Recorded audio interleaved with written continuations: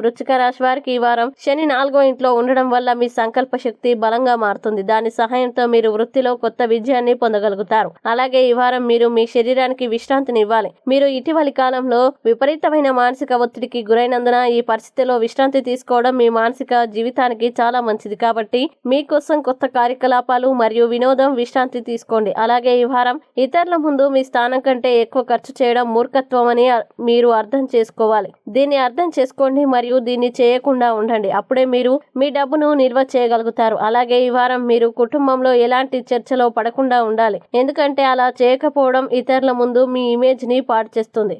ఎవరితోనైనా ఏదైనా సమస్య ఉంటే సంభాషణ ద్వారా శాంతియుతంగా పరిష్కరించడానికి ప్రయత్నించండి. ఇంకా ఈ సమయంలో మీరు ఇలాంటి అనేక అవకాశాలని పొందబోతున్నారు. అలాగే ఈ సమయంలో చాలా సంతోషంగా ఉంటుంది. విదేశాలకి వెళ్లాలని ఆలోచిస్తున్న విద్యార్థులందరికీ ఈ వారం మధ్యలో కొన్ని శుభవార్తలు రావచ్చు. ఇక వృశ్చిక రాశి వారు ఈ వారం చేయాల్సిన పరిహారాలను గనక చూసినట్లయితే శనివారం రాహుగ్రహం కోసం యాగహవనం చేయండి. అలాగే ఈ వారం వృశ్చిక రాశి వారికి అనుకూల తేదీలు గనక చూసినట్లయితే వీరికి 23, 28 తేదీలు చాలా మంచి రోజు. ఈ తేదీల్లో ఏ పని ప్రారంభించినా సరే మంచిది.